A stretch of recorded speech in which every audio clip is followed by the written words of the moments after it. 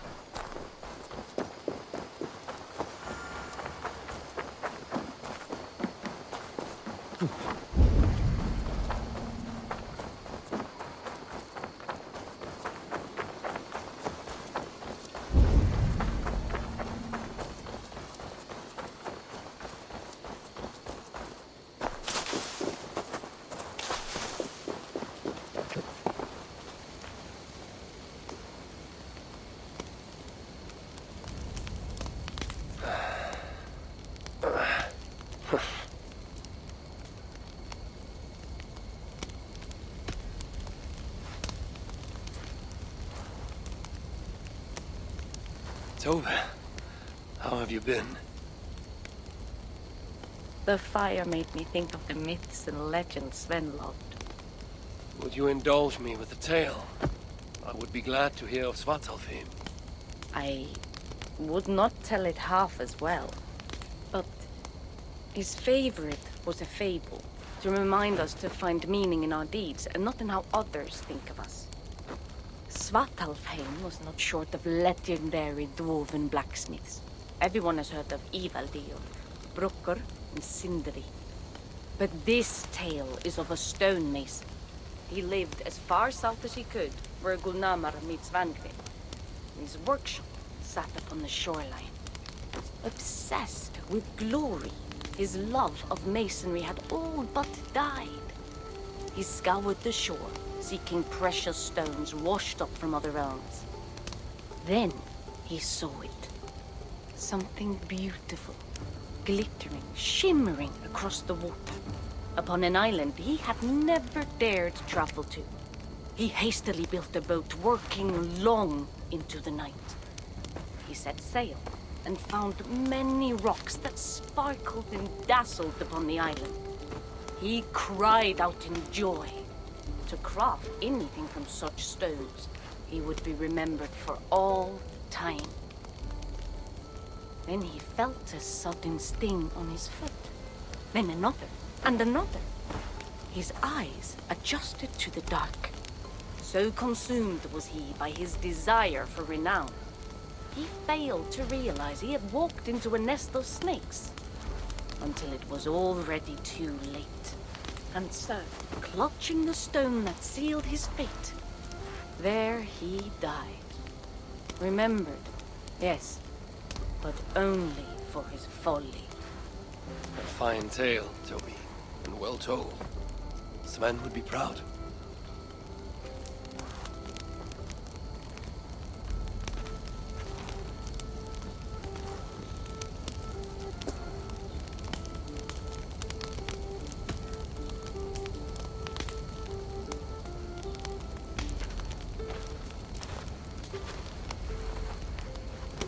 Are you and Bridget well?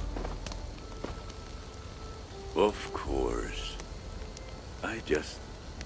The flames soothe my mind, as do the tales told here. You have one to share, Gunnar. The legend of Svartalfheim. Aye, a story of a king who could not see the wood for the trees. Reidmar, greatest of dwarven kings. Within his palace in Gulnamar, he wanted for nothing except an heir. Reidmar and his wife had grown old. Perhaps too old.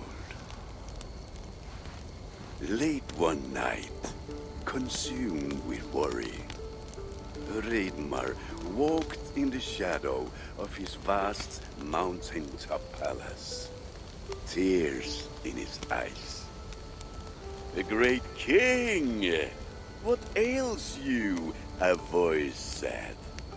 Afraid, Reidmar saw no one. "Who goes there?" he replied. Then he saw who addressed him. A vast and ancient tree, perhaps almost as old as Ymir himself. Reidmar sat upon its roots and told the tree he feared he was too old to give his subjects the legacy they deserved. The tree was so moved, it wept and offered its tears to Reidmar. "Drink, great king," it said, "and your woes shall be washed away." Reidmar observed the grass, the meadows, the leaves of the tree. His subjects' happiness could be seen in how they cared for the land. His legacy was all around him.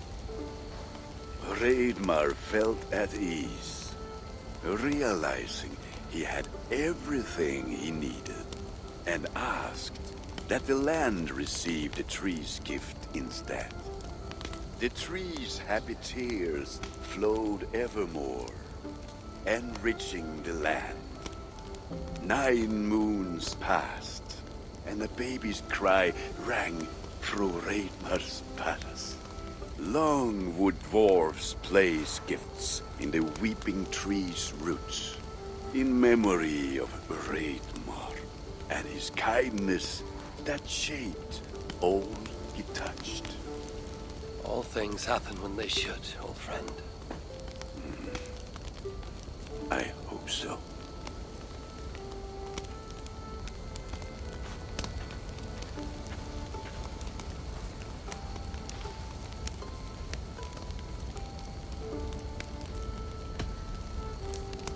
Eivor! Whatever is the matter? Have you been spending too much time drinking Valga's special sauces again? I'm troubled by visions of Odin and of Svartalfheim. They flood my mind without warning, without invitation. Aha! Which is how Thor flooded Svartalfheim. Thor, fast to act, but not so fast to think, would stomp and thump and fight and bump everywhere he and Mjolnir should go. One day, he fought a giant in Jotunheim with such ferocity that Thor's killing blow was felt through all 9 realms. The ground shook, mountains rose up, hills tore apart, creating canyons, and north of Svaladal, the massive lake that housed the springs of Yggdrasil split open, flooding all of Svartalfheim. The dwarf king, Hreidmar, acted swiftly. He built 3 mighty dams, preventing further damage to his realm, working alongside his beloved subjects. So surprised was one builder to see the great king working as an equal that he slipped, tumbling into the raging waters below. Without hesitation, Hreidmar leapt, once from his horse and again from the center of the dam's lip, diving into the frightful torrent. Before the builder could even cry for help, Hreidmar was pulling him onto dry land. And so 2 giant statues were built to honor the king, one for each leap of unthinking bravery, and stood until the end of days. Until Ragnarok. Aye! So you see, actions ripple outward, like a stone falling into a lake. Or like Thor crushing a Jotun skull with Mjolnir. Affecting everything, whether foretold or unknown. I fear my tale has only worsened your concerns. No, a good story is a log that feeds a mind's flame. Thank you, friend.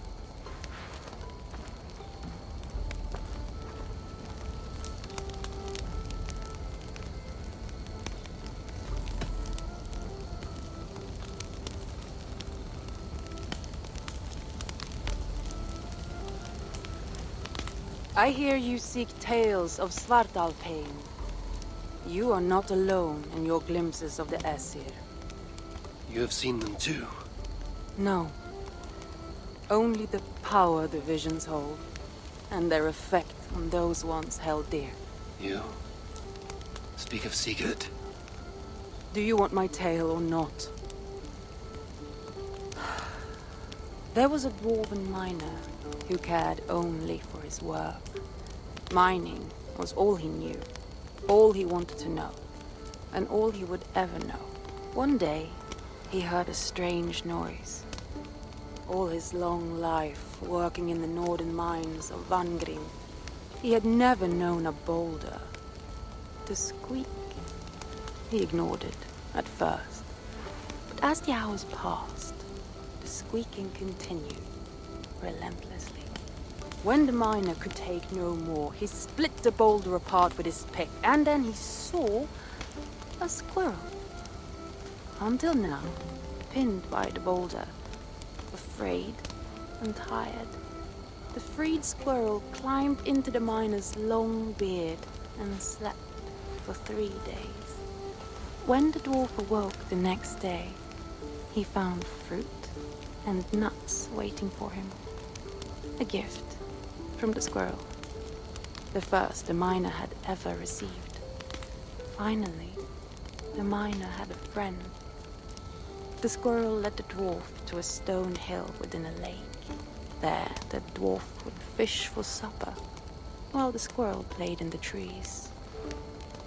One night, watching his fishing line, the dwarf drifted off to sleep, smiling, enjoying the happy squeaks of his friend above. When the sun rose, its light did not find the dwarf, for he had turned to stone, his short-lived bliss captured evermore. And the squirrel? It never left his side, hoping his friend would awaken, just as the miner had waited for the squirrel to do the same. Sigurd. He's not lost to us.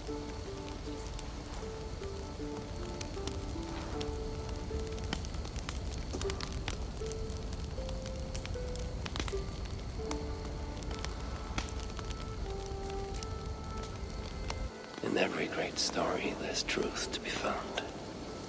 I wonder what could be found in Svartalfheim, the place they spoke of.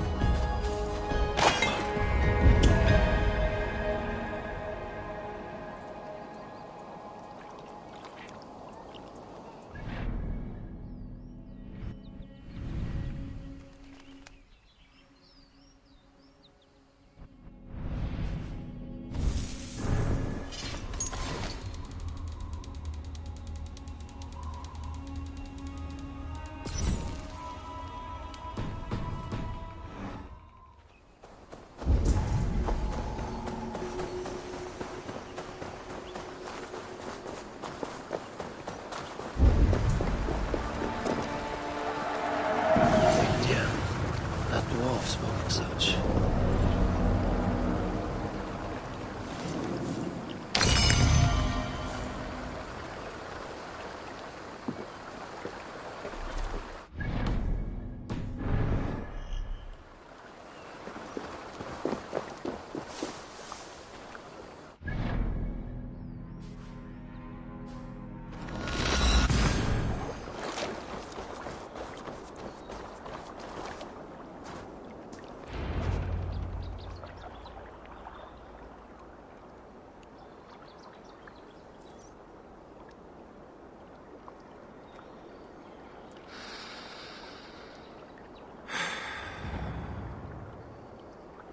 Eivor, I am still with you, drifting at the edge of your memory. You have tamed the Odin within you, but I have not disappeared. I am with you always, embedded within your hooga. Will you keep me in the dark until your end, resisting forever this side of yourself? Or could you learn from me? To better understand the world that was. The world I left behind. But not here. Not inside of those who would not understand what you are. Who we are.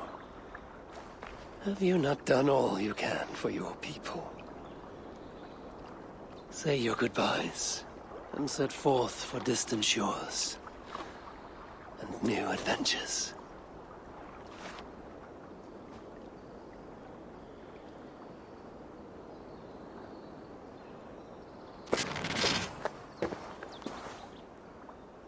Fascinating. Eivor grapples with Odin's memories in a way unfamiliar to me.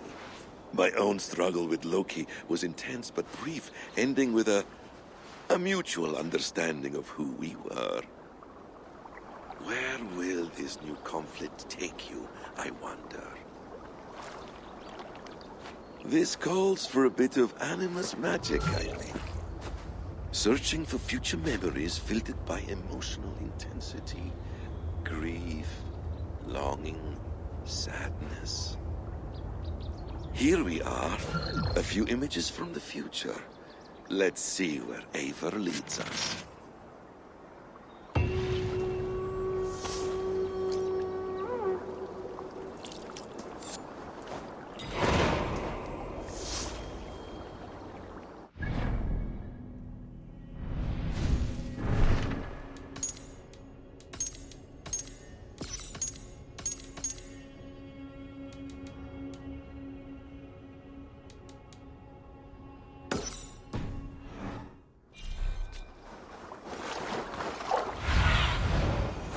see, Sunan.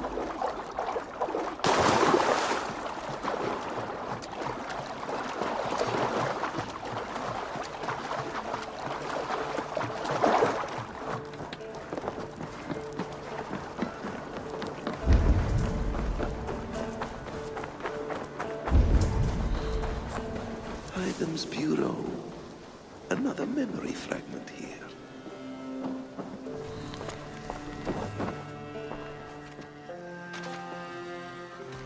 Then go in peace.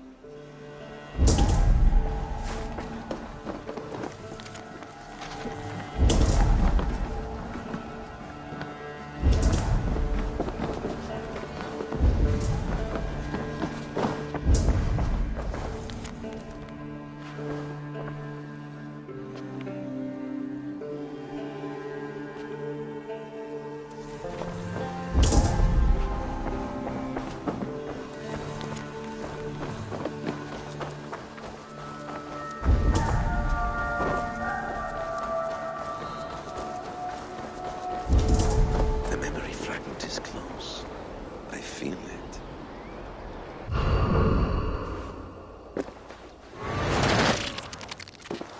Let's move this timeline.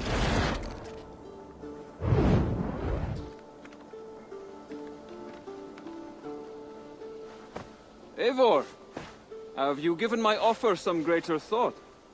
No, Hytham. I have not. Then I will ask again tomorrow. How does a heart so large hide in such a modest man? I don't follow. To work so tirelessly for strangers. Fighting not for yourself, not for your people, but for all the world. That takes compassion of a size I have never known or seen in others. Ah, I thank you. Do you not worry about your own family? Or your clan back home? How did you come to be so rootless? I do have a clan, as you call it, but no family. I was orphaned quite young. It may be this lack that drove me to join the Hidden Ones. They have certainly treated me as a son. I too lost my family. But I gained another, this Raven clan. I owe them my life, and I would give them mine. I feel the same gratitude, but on a larger scale. You see, anyone can join the Hidden Ones, and therefore everyone is worthy of our love. I admire your course, Hytham. But I do not have the focus needed to carry forth your creed. My mind is often divided between the present and the distant past. And it will take some time to understand why. Ah! Is it time? Forgive me, Eivor. We keep our training to a strict schedule. Of course. Carry on. And good luck with this lot. They are a wild crew.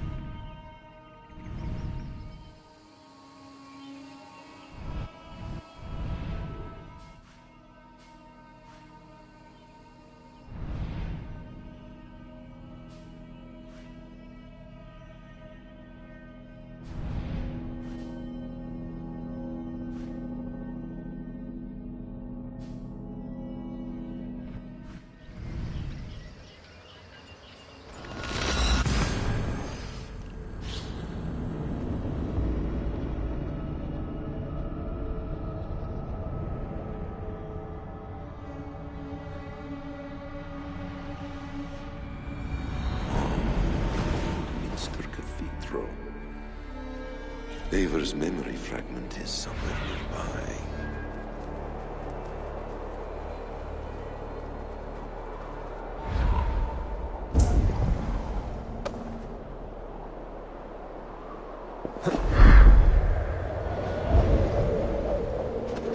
The memory fragment should be close.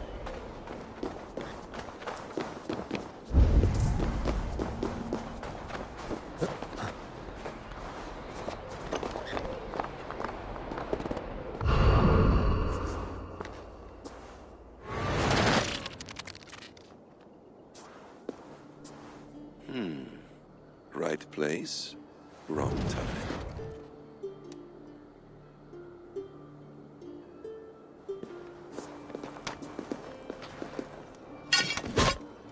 Lord King. Ah, Eivor. You are welcome here.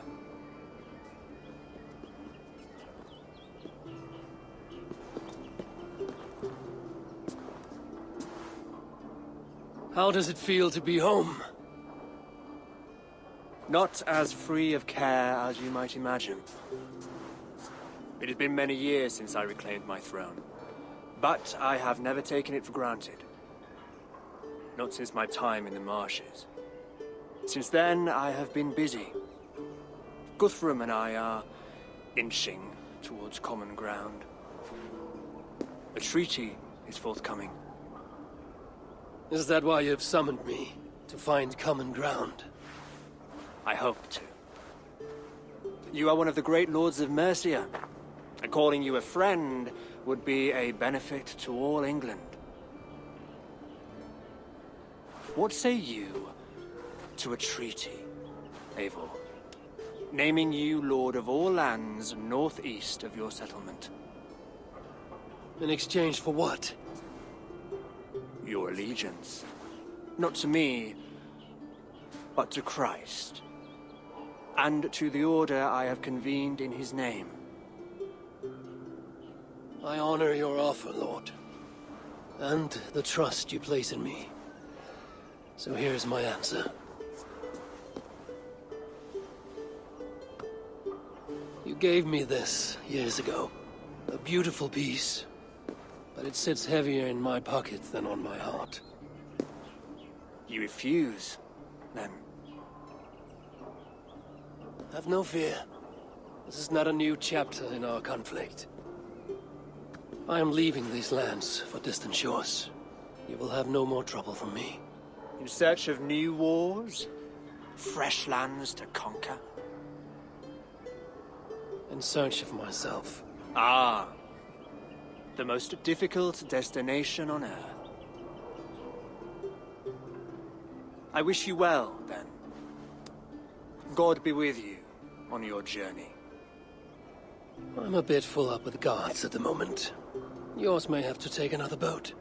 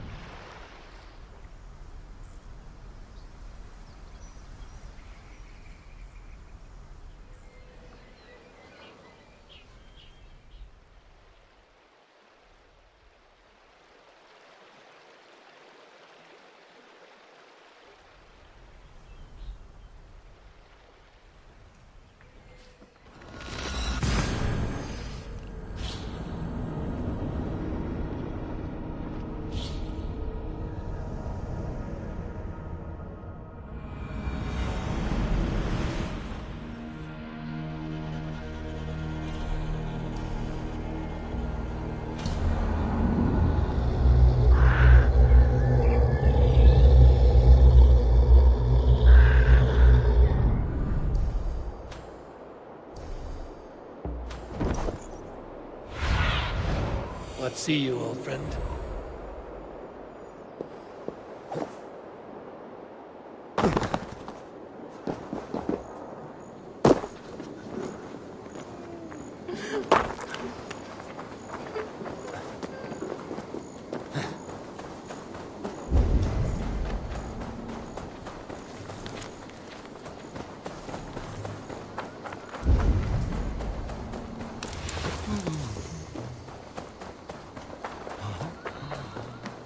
This ship matches the memory fragment. I'm close.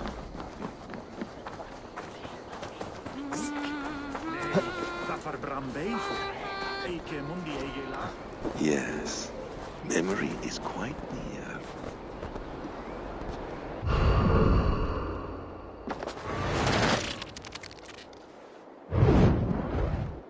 Here we go. He faces the rising sun. Good. So, the rumors are true. The great conqueror has been conquered himself. Eivor, how many summers has it been? Far too many, friend. Something amuses you. I hardly recognize you. Is this the Guthrum I left behind, or some other gentleman? The Guthrum you knew is indeed no more. Athelstan, I am now called. My Christian name. Christian name, A new name for a new life. at the expense of all you gained. I have not lost as much as you might think. King Alfred and I have forged a lasting peace, in fact. He has taken Western Mercia. East Anglia is mine. We are now discussing the fates of East Mercia and the North. The Danes, Eivor, are here to stay. With Christ as their Jarl. He is a powerful god. Within his sacrifice hides the greatest boons. Forgiveness, hope, love. Would you not consider hearing his message for yourself? I have no time to meet new gods. I'm leaving England, and I've only come here to say my goodbyes. Will you return to your father's land? Elsewhere. To unmapped places, in search of the unknown. Ah, an adventure worthy of Odin. You and he share a love for knowledge and discovery, I have noticed. Share is not strong enough a word. Come then. We must drink and tell stories before you go. If they are to be our last, they must be our best.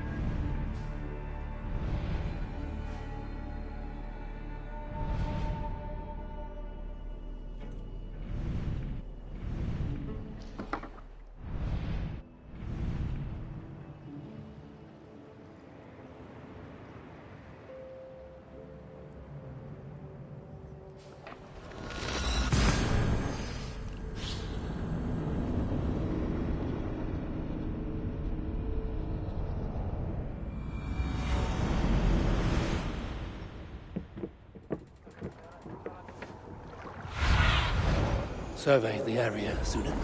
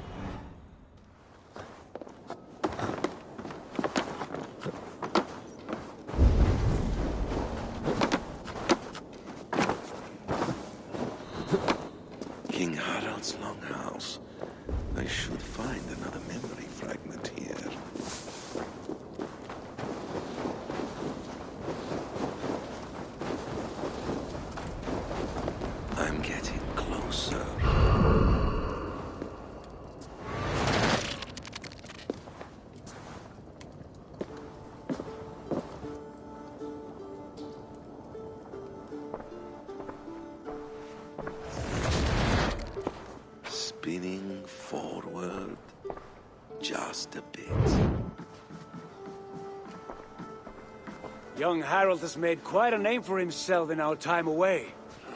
12 or 13 years, I think. Sigurd! Eivor! You are welcome here. Come!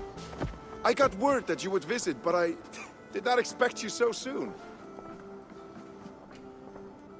Stout men huddled around a map with eyes as hungry as their bellies. Little has changed here. Yes. I spent half my life worrying over hastily drawn maps. But this is not a land we mean to conquer. It is a land in need of aid. Iceland? Yes. Our friend Ingólfur sends word that his new settlement is in peril. Cold winters and simmering blood feud. I have agreed to send supplies and men, enough to bring peace and ride out the winter. Eivor, it may be your coming here at this time to this place is a blessing from Thor himself. Would you and your brother lead this expedition for me? I cannot think of a better pairing to see this through. Eivor, this is fated.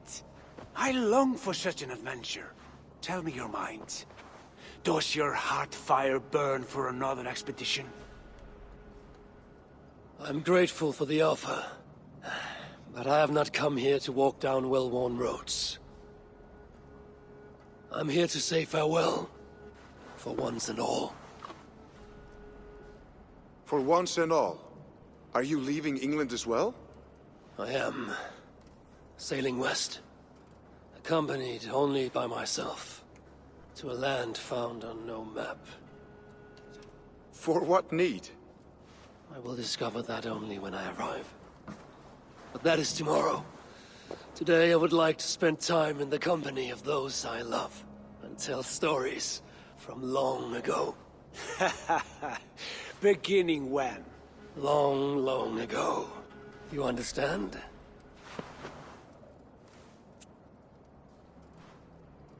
Uncle, clear the room and bring mead and roasted minkval for 3.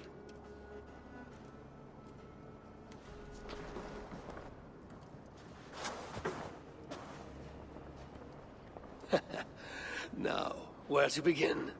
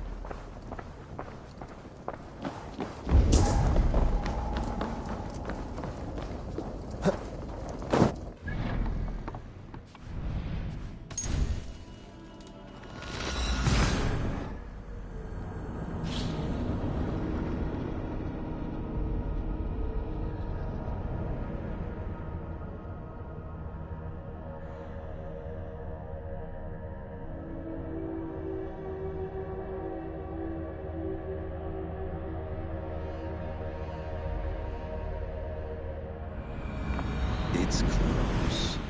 Very close.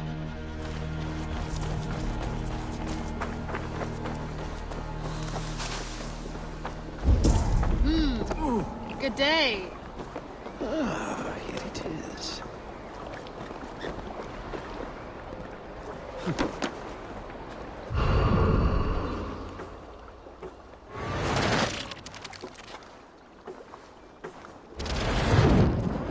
Here we are. A final future memory. Will you not wait for morning? I must get to London by the week's end. A crew awaits me there. Not even a goodbye, Everyone knows I'm leaving. but not when. Does Randvi know tonight is the night? Yes. We said our goodbyes. I wish I understood all this, Eivor. Do you remember my first visions? Before we came to England. Odin and Sigurd. The wolf. The Nordnir. Yes. They prophesied so much that came to pass. They were not prophecies, Valka. They were memories. My own. Or not my own, but lent to me by another. One who lives within me. My second Huga. Do you understand? I wish I did. For so long, I considered only two possible futures for me. Surrender to these malicious memories, or reject them utterly. But now I see a third way. And as I grow older, it draws my interest. I want to learn from them. But I do not know where this path will lead me, nor what it might unleash.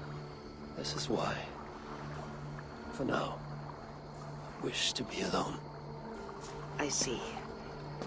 Thank you for your trust, Eivor. Embrace me, friend.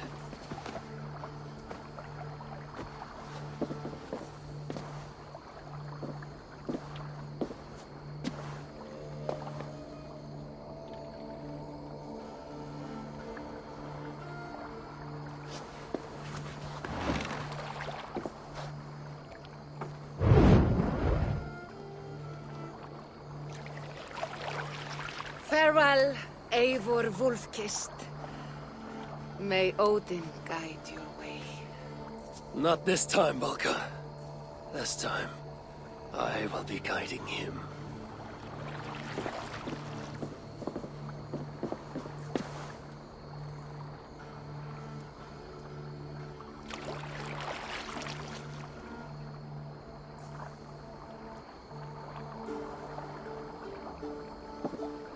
Basim, is it? William Miles. I asked to meet you in person. Face to face, you said. So here I am. In spirit, so to speak. So close, yet so far. A clever trick. Quite a trick of your own you pulled off. Resurrection, hibernation. Many years in the making, I suppose. There were some improvisations along the way. You've spent so much time in the simulation these past 1,000 years. Why so eager to jump into another? A simple curiosity. It has been so long since I saw my friend Eivor. I wish to know how this grand saga concluded. Now you know. So, what next? Where will Basim go? As far as I can, William. I feared as much. Do not. I cherish the creed that guides us. I always have. But you people are infants compared to those I left behind. I need to get you up to speed. So, let's get started. Wait. If we are to work together, there is something I want first. Name it.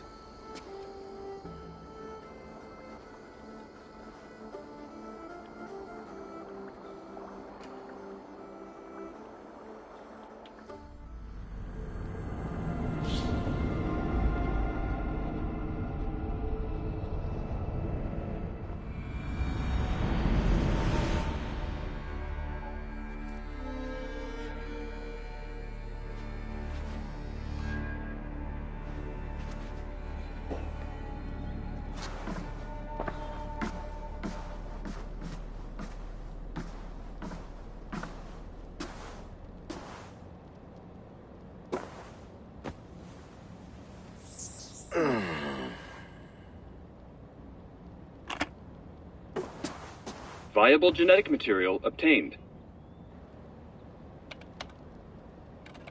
Genetic memory extraction has begun. Estimated sequencing time, 29 days, 3 hours, 4 minutes.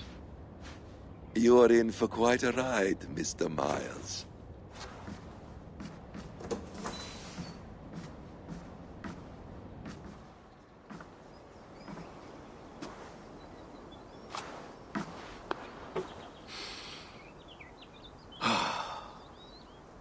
This is all so strange.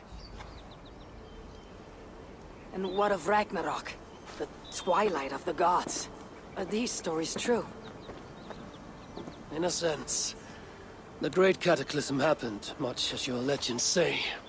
There were earthquakes and storms, wars and famine.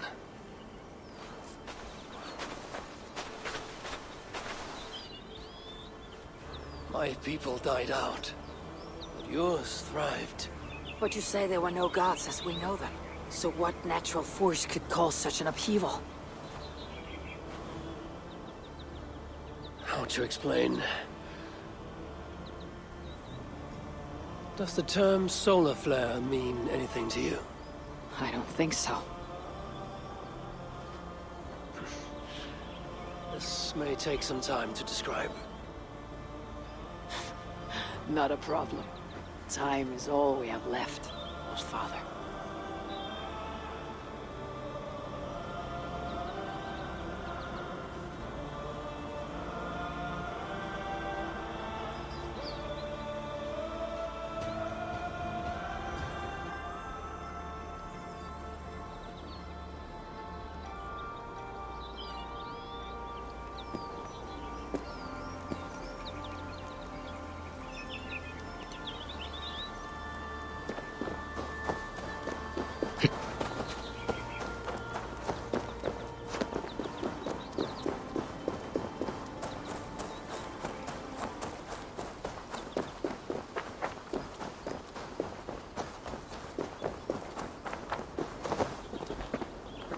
What a life you led, Eivor. What a saga you lived. If only someone had written it down.